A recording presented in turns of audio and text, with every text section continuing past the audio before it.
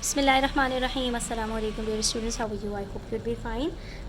This is Think New Syllabus Mathematics Book 3 and today we'll start exercise 7b. Actually, we have already completed a few questions earlier. So we'll start with question number 5 today. And in this question, what do we have to do? We have to learn how to find out the total surface area of the following cones. But before that, we have to understand that what is the total surface area and how to find it out in terms of a cone. So in a cone, we can see that we have a flat surface which is circular in shape, a circle. We have already learnt about it in earlier questions. And now we have a curved surface. The upper part is curved surface, it is not flat. The lower part, the bottom part is flat, but the upper part is curved in shape. Okay, so let's figure out how to find out the surface area of the cones. Okay, so here's how the net of a cone looks like if we open it up and represent it in terms of a 2D shape. So we have a circular base, this is circular base, and this is a slant, or you can say it a curved surface of the cone. So we have to find out the surface area. For total surface area, we need the areas of the bottom part, which is a flat circular face, and since it is a circle, so the area of a circle will be applied, which is pi r square.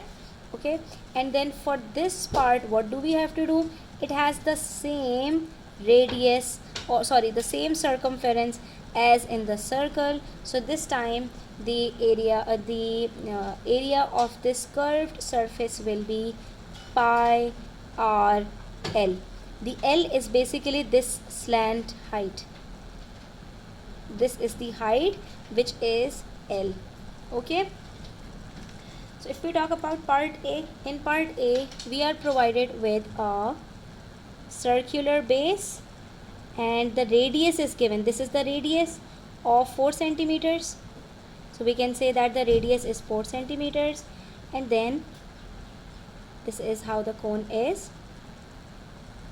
The slant height, this is the slant height, which is given as 7 centimeters, and we have to find out the total surface area. So how we will find it out? It's very simple. Pi r square plus pi r l. Pi r is there in both of them, and then we have r plus l, or you can use the formula as pi r bracket r plus l. It's up to you, whatever you want to use. So pi r square is 22 upon 7 multiplied by the radius 4 square plus 22 upon 7 multiplied by 4 multiplied by the slant height, which is 7. So here 7 cross 7, and then 22 multiplied by 4, 4s are 16. So we'll multiply 22 by 16, we will get 352. 352 divided by 7 is equals to 50.2 plus 22 multiplied by 4 is equals to 88. So we'll add both of them and the final answer will be 138.2 centimeter square. And if you use this formula, you'll get the same thing. 22 upon 7 multiplied by 4, 4 plus 7. So it's gonna be 22 multiplied by 4, 88 upon 7 into 11. So 88 multiplied by 11 is equals to 968. 968 divided by 7 is equals to 138. So we are getting the same answer. Okay, now let's talk about part B. In part B, this is the circular base, but this time you will see that we have a straight line and the total length of this side is 28 millimeters, which is the diameter. Now we are provided with the length of the diameter, not the radius, and the slant height is already there, 30 millimeters. So how do we do that? So we'll write that given is diameter 28 millimeters and the slant height is 30 millimeters. So the radius will be half of the diameter, that is 28 upon 2, which is 14 millimeters. That's all. So if you are provided with the diameter in any question, and in the formula you have to use radius, so you will always divide it by 2. And now we can use the formula pi r square plus pi r l, that is 22 upon 7 multiplied by 14 square plus 22 upon 7 multiplied by 14 multiply by 30. So here we have a benefit that 7 and we have two 14s. So 7 ones are 7, 7 twos are 14, we are left with 7. So it's gonna become 22 multiplied by 14 multiplied by 7. What we did, it was 14 multiplied by 14 now. So when you will solve it, 114 will be cut by 7 and you'll be left with 2 here, not 7. Okay, so here we have 22 multiplied by 2, which is 44, and 44 multiplied by 14 is equals to 616, and here it's 7 ones are 7, 7 twos are 14, then 22 multiplied by 2 is 44, and 44 multiplied by 30 is equals to 1320, and we will add both of them to get the final answer, which will be 1936 millimeter square. Now the third part seems trickier, but it's not actually tricky. Since we are provided with the circumference, no radius, no diameter, just the slant height and the circumference. So in this case, whenever you are provided with the circumference of a circle, you can easily find the radius using the circumference. We know circumference is equals to 2 pi r. So we can say that if the circumference is given as 132, so it means 2 pi r is equals to 132. From here, finding the radius is very simple. So it's going to be like this. R is equals to 132 upon 2 pi. So we'll divide 2 with 132 and we'll get 66 over here. Then 66 divided by the value of pi is equals to 21, meaning the radius in this case will be 21 centimeters. Now after getting the radius, we can easily calculate the volume. What's the big deal? Sorry, the surface area. So the surface area is going to be pi r square plus pi r l.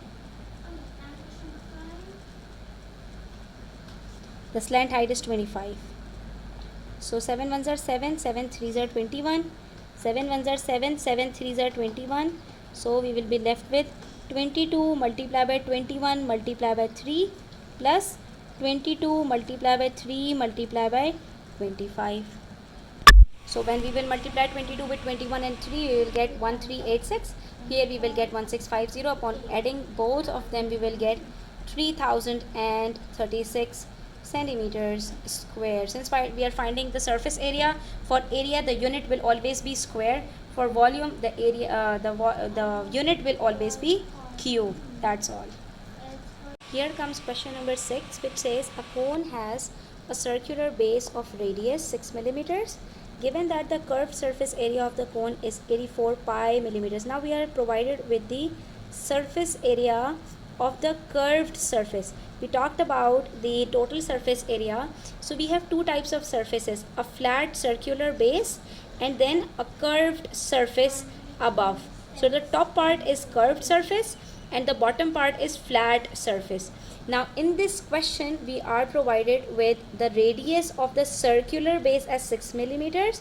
So they are talking about the radius, and radius is uniform. It is same for all the surfaces of the cone. But in the question they are saying the curved surface area only, that is pi r l. So you have to memorize that for the curved surface area, the area is calculated by using the formula pi r l, and for the flat surface we use the formula of a circle, that is pi r square. So in this case, since the curved surface area of the cone is 84 pi millimeter square, so we can say that pi r l is 84 pi, not pi r l plus pi r square. Okay, so you have to understand this very carefully. And then we have to find out the slant height. So how are we going to do that? So what we will write here, we will write given that curved surface area equals to 84 pi, and we know that curved surface area is equals to pi r l, meaning pi r l is equals to 84 pi. Since we have pi on both sides and they are all getting multiplied, pi multiplied by r multiplied by l, 84 multiplied by pi. So if we move this pi, it will go in the denominator and pi will cut pi. So we can cross out pi with pi and we are left with RL is equals to 84. See, it's simple. And then we have to find out the slant height L and the radius is given as 6. So what we will do, we will use the formula as 84 upon 6 and the answer will be 6 ones are 6, 6 fours are 24, that's 14 millimeters. It means the slant height will be 14 millimeters for this circular cone. If it's, they're basically telling us that this slant height will be 14 millimeters if the radius is 6 millimeters, right? And the area of this curved part only is 84, right? They are not telling that the total surface area of this cone, they are just talking about the top part, not the bottom one. Therefore we just took pi r L is equals to 84 pi. Now the next question is an open question, which means that you can have more than one answers and it is not having one exact answer. It says a cone has a total surface area. Now pi r L plus pi r square is given as 1000 centimeter square. We have to find a possible slant height and a radius of the circular base. We have to take the value of pi as 3.142. So we'll start writing like this. Total surface area is given as 1000 centimeter square. We are not provided with the slant height or the radius. We have to find both of them. So what we will do is substitute total surface area with pi r square plus pi r L over here as 1000 centimeter square. Okay. Now what we can do is we can take pi r common and r plus L will go inside. What did we do? We factorize pi r square plus pi r L. We have pi over here, so we took this common, r and r common, then we are left with r here plus L. So this is the formula we are going to use, is equals to 1000 centimeter cube. What we will do next, since we have to find out r and L, so we can say that r into r plus L is equals to 1000 upon pi. And since they asked to use the value of pi as 3.142, so what we will do next, we will divide 1000 with 3.142, which gives us 318.26. Let's take it as 318.3 centimeter square. Now comes the twist in the question. So if we are getting 318.3, so we can take 318.3 and if we divide it with, let's say 3 or 4 or 5 or 6 or 7, whatever, so we will get the radius. Okay, so what are we doing here? Let's take r plus L is equals to 318.3 upon r. As I'll substitute, since it says find the possible, so we can take, let r is equals to 1 plus 8 is 9. Let's take r is equals to 3. So if r will be 3, what would be L? So let's divide it, 318.3 with 3, we will get 106.1. So it would become 106, sorry, r plus L will become 3. Let's substitute r with 3, it will become 3 plus L is equals to 318.3 upon 3, which is 3 plus L is equals to 318.3 is equals to 106.1. So the value of L will be then 106.1 minus 3, which is 103. But this doesn't make sense that the radius is only 3 centimeters and the slant height is 103. So the relation between the radius would be like this. This is just 3 and the slant height is so big. like this. Okay, because this is just 3 here and the slant height is coming as 103. So let's take it bigger. So we can take 318 and the radius we can take as 6. So in this case, or let's take it 30. If we take it 30, then what will happen? 318.3 divided by 30 is equals to 10.61. So we will get 30 as the radius and we will get 10.61, but that's not possible because in this case the slant height would be coming in the negative numbers. So let's take it smaller. Let's take it 10. 318.3 divided by 10 will give us the, let's take radius as 10. That would be better. If let's take radius as 10, so it would be like 318.3 divided by 10. This is r is equals to 10. So what will happen? We will get 31.8 and then let's subtract it with 10 because we have radius over here as well. It will come on the other side when we will subtract it. So we will get 21.8 as the slant height. So the possible radius for this situation can be 10 and the corresponding slant height will be then 21.8, or you can take any radius of your choice, but it should be within the given range such that when you divide it with 318.3 and subtract it from 3, the slant height must be coming in positive number. That's all. Now let's talk about question number 8. It says an open cone has a slant height of 5 meters and a curved surface area of 251 meters square. Find the radius of the circular base. Open cone. Open cone means it does not have the base. The circular part is missing. It just have a curved surface pi r l.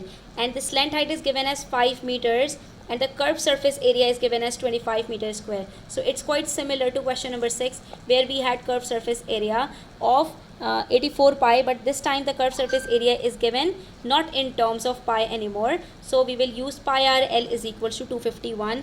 From there we will be able to find out the radius and we will get the answer. So we will write down all the information given that slant height is equals to 5 meters and the curved surface area is equal to 251 meters square. We have to find out the radius. So we can say that if the curved surface area is equals to 251 meters square, it means pi r l is equals to 251, right?